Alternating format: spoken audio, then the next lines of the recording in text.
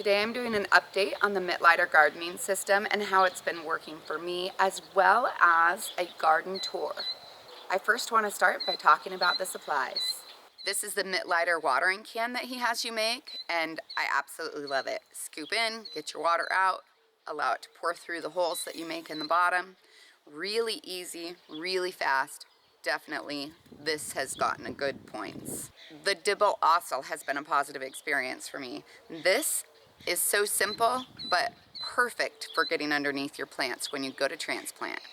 The planting trays I love, but I would change it just a little bit. I would make the little slats closer together so there's not quite as big of a gap in between. The flat markers were by far my favorite, and they worked so well with the plant trays. The pre-planting fertilizer has worked great. The weekly fertilizer does such a good job, but it does clump up in the bucket if it sits there for very long at all. So if I don't use it all in the 1 week, then I end up having to add perlite to it.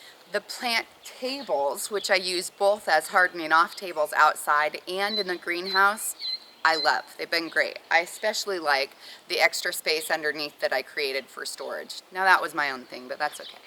Now let's move on to how the garden's doing, which is of course what we all really want to know. Does this Midlighter system really work? So today is June 5th.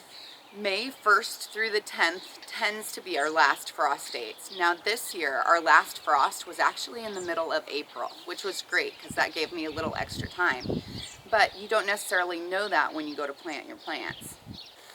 My turnip greens are actually bigger than I've ever had them before, but they're just starting to bulb up at the bottom here. So we'll see how they look because it's already starting to get just a little bit warm here. The spinach grew decently well, but they're already going to seed because it got hot here really fast this year. So for these, I think they might do better in a fall garden, at least in my area. My red lettuce did just fabulously, as well as my beets. The beet greens are so long, but again, just like the turnips, they're just starting to bulb up at the bottom. My lettuce were growing super well until the quail found them, and now I get a daily visit from the quail. They think that this is here to feed them. My mustard greens are already going to seed, but that's okay because I'm planning on collecting some of the seeds this year, and I'll do more of them in a fall garden. Really, that's the same story with both my tatsoi and my arugula. The chard seemed to be doing well until some bugs got a hold of it, but I mean, they're quite large stalks for that. Almost looks like a rhubarb. My beets that are growing in this bed are doing fairly well, except for the fact that I have a few more empty spaces, and that's because my puppy has really enjoyed jumping in and digging in my rows as well. The carrot tops are quite large already, but the carrots themselves, still pretty tiny. Same story with all of these, but I mean really, they never bulb up this early anyways. Even this looks really good compared to my normal growth. My herb bed is also just kind of getting started. It's another favorite for my puppy, so that's been difficult because everything I planted from seed has had a rough time. Tomatillos are something I started growing last year. There's a green salsa recipe that I have that my husband absolutely loves with them. And I mean, this one seems to be doing fabulously. It's already has some flowers starting to develop. And then I've got a couple other ones that are just a little bit smaller. But overall, I think it's doing pretty good for this time of year. My zucchini are coming along nicely. They're just starting to have a few blossoms and some tiny babies in there. The eggplant, which I actually kind of struggled to get started from seed this year, they seem like they're doing just fine, and I'm really excited to see what they do in the future here, but they're still pretty small. I have a couple different varieties of kale this year, and these have just taken off like mad. They definitely like this system of fertilizing. I'm trying to do some okra this year. It's not generally something that people grow in our area.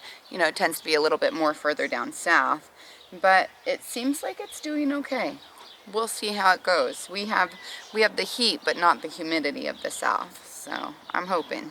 The Brussels sprouts have been kind of interesting because some of them look like they're struggling a little bit. while other ones are doing amazingly well.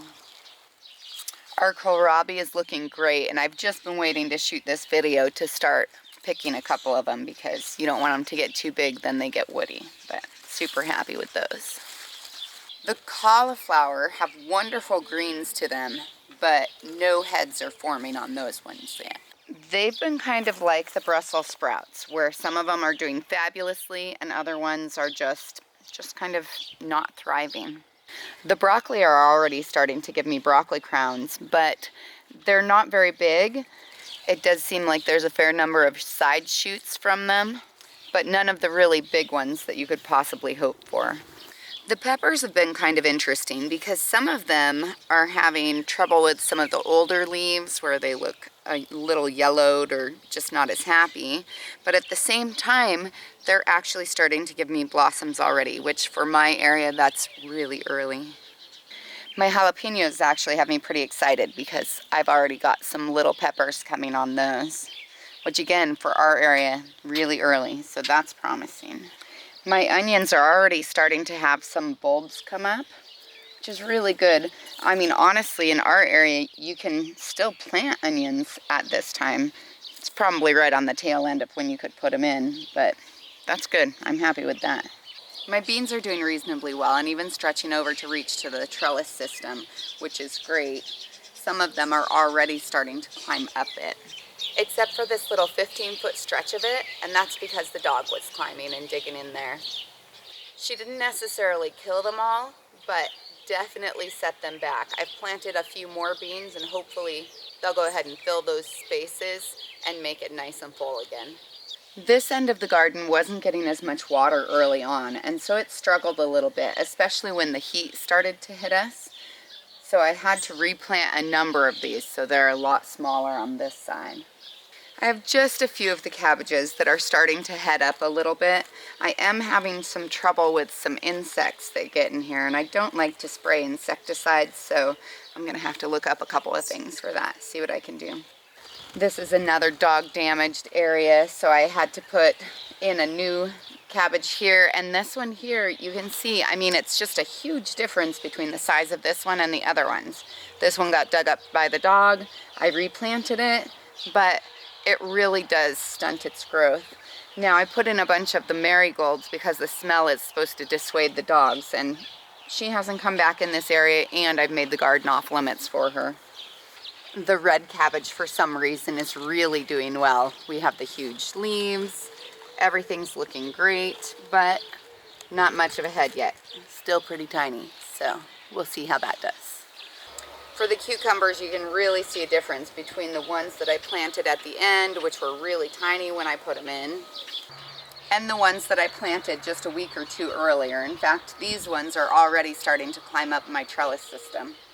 The melons are doing decently well, but most of them are not big enough to do the trellis yet.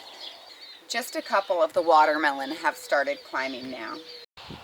I have to admit, this is the portion of the garden that has me the most excited. My tomatoes are just doing fabulously well. They're already blossoming, they already have green tomatoes.